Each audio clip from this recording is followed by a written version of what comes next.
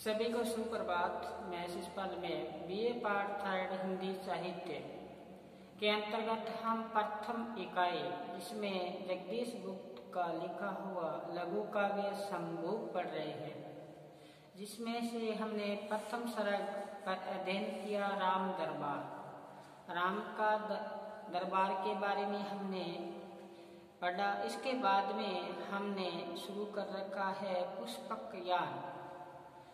तो कल जैसे वीडियो में हमने चर्चा की कि जैसे ही वशिष्ठ जी द्वारा बताया जाता है राम को कि ब्राह्मण का बेटा अकाल मृत्यु को प्राप्त हुआ है, तो इसकी जो वजह है वो शंभुक ऋषि है, शुद्ध ऋषि मुनि है, वो दंडक वन में तपस्या कर रहा है। उसका वध करने से इस समस्या का निराकार हो सकता है। निराकार के हो तो राम जी ने संकल्प किया, श्री राम ने क्या संकल्प किया कि अब वो दंडक वन में उनका वध करने के लिए अकेले ही जाएंगे, कोई मंत्री या सेवक उनके साथ नहीं जाएंगे।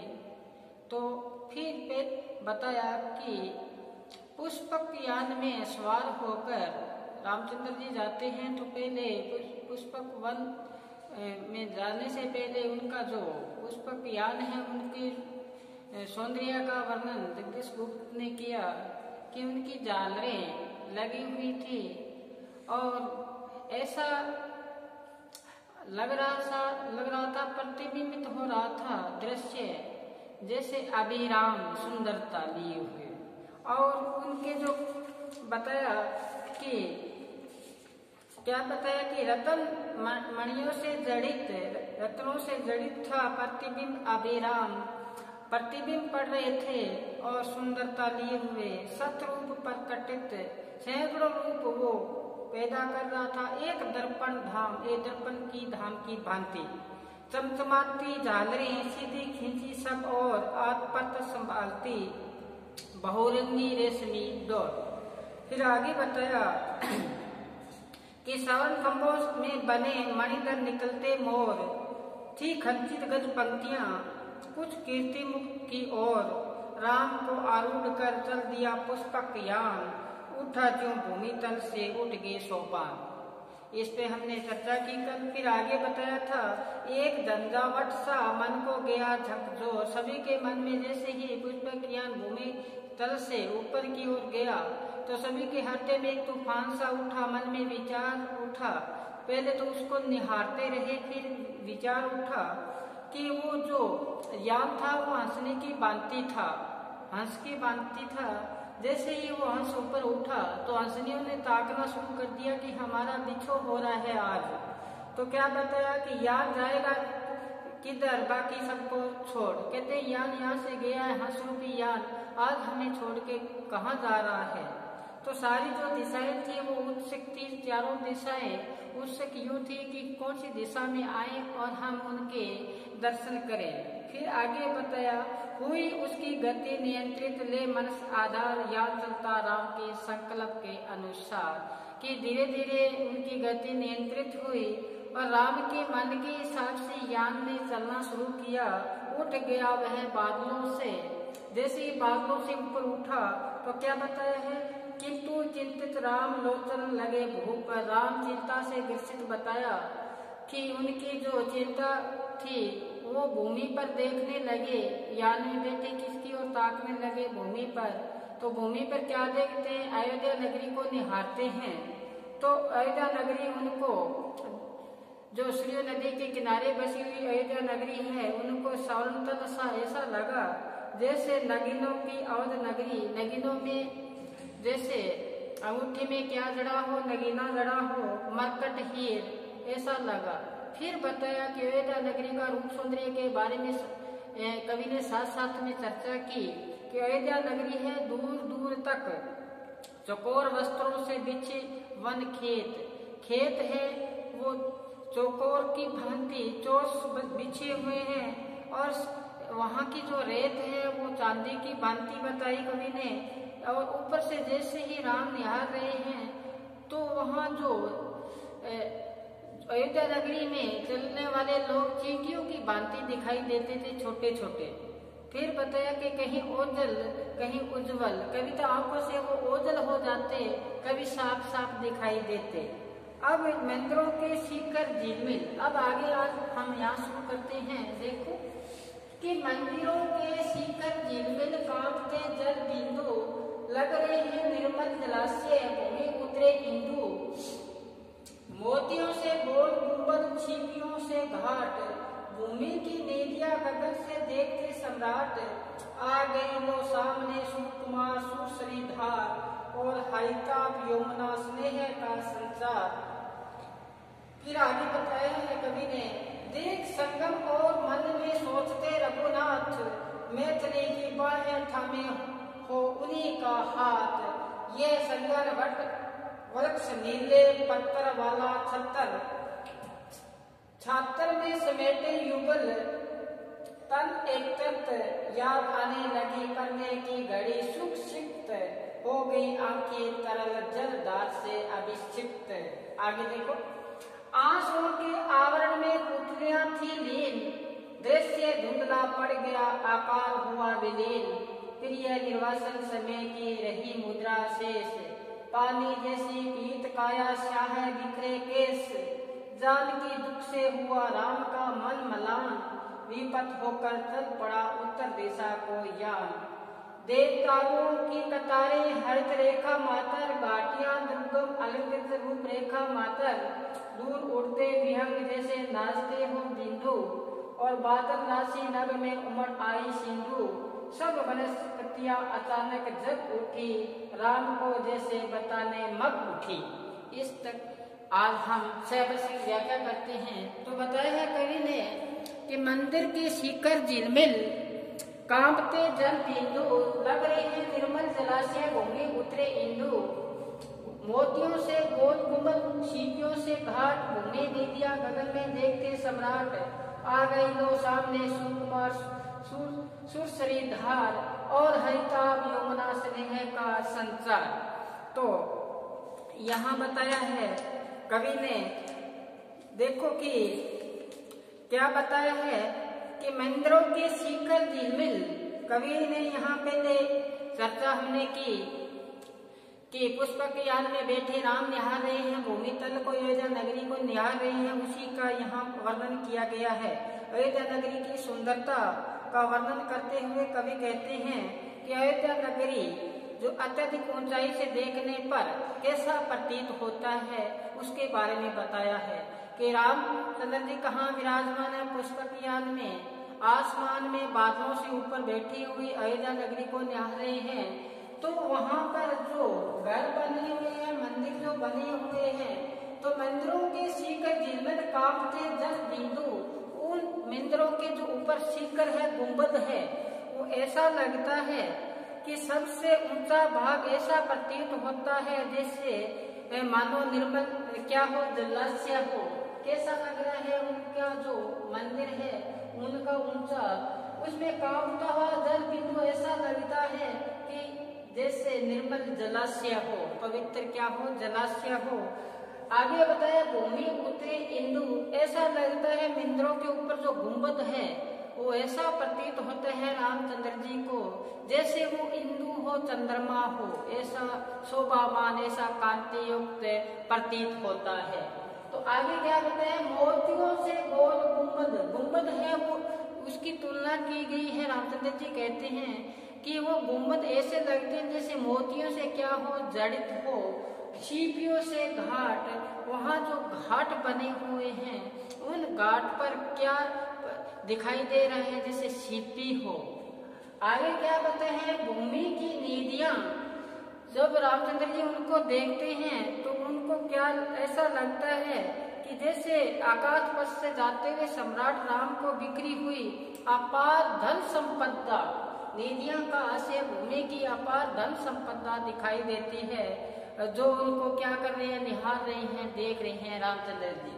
आगे देखो, आ गई सामने, अब रामचंद्र जी के सामने अचानक क्या आ जाती है, आ गई लो सामने सुकुमार सुश्री धार, और फिर बताया हरिताभ यमुना स्नेह का तो कवि बताते हैं, उन्हीं दृश्यों का अवलोकन करते हुए राम के नेत्र के सामने अचानक सुरसरी यानी गंगा नदी अचानक आ जाती है। गंगा नदी का प्रकाश, गंगा नदी पर सूर्य का जब प्रकाश पड़ता है तो श्वेत वर्णी यानी धवल सुकुमार सी प्रतीत होती है। आयन सुकुमार शरीर जैसे ही गंगा नदी पर सूर्य का प्रकाश पड़ता है तो धवल सी सुकुमार सी प्रतीत होती है उसकी धारा, और हरिताभ यमुना, और उधर ही यमुना नदी हरे रंग की सी प्रतीत होती है रामचंद्र जी को। तो उनको क्या कर लेती है, मंत्र मुक्त कर लेती है रामचंद्र जी को। और कहने का आशय ये है कि अवधपुरी में गंगा और यमुना का क्या है, संगम है। ध्यान से सुनना, अयोध्या में गंगा और यमुना का क्या होता है, संगम होता है। वही संगम रामचंद्र जी को दिखाई देता है, श्री राम को दिखाई देता है। गंगा और यमुना का जो संगम है, जो क्या पैदा करता है, रामचंद्र जी के अंदर एक स्नेह का संचार करता है। स्नेह का संचार करता है यानी दो नदियों का मिलन, और अयोध्या नगरी की जो अनुपम निधियां हैं, अनुपम संपदा है, वो मानी जाती है।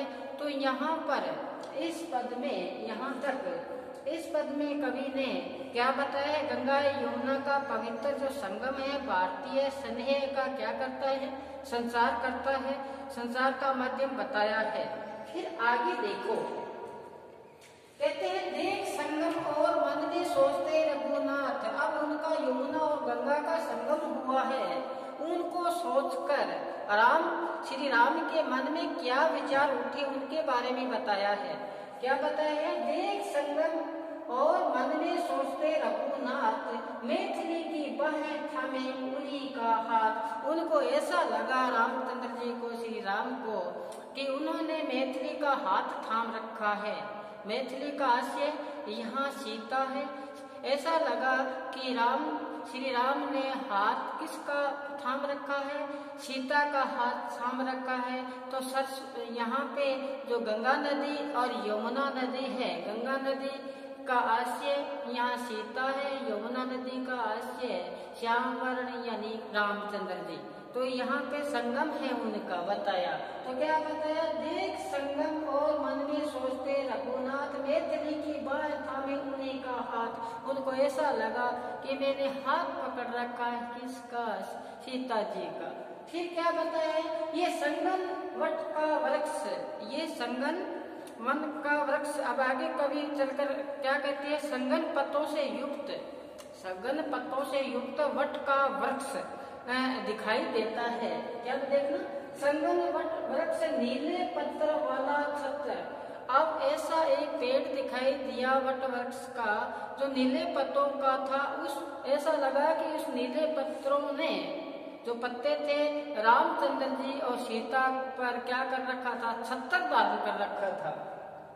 और आगे क्या बताया, छात्र में समेटे युगल तन एकत्रित। ऐसा लगा कि ये जो पेड़ है इसके नीचे दो स्नेही पात्र राम और सीता जी यहाँ पे एकत्रित है, और वट का वृक्ष है। इनके जो पत्ते हैं वो कौन से आकार के हैं, नीले आकार के पत्ते, और वो उनको छत्र धारण कर रखे हैं। नीचे एकत्रित कौन हो रखे हैं, श्री राम और यहाँ पर सीता जी।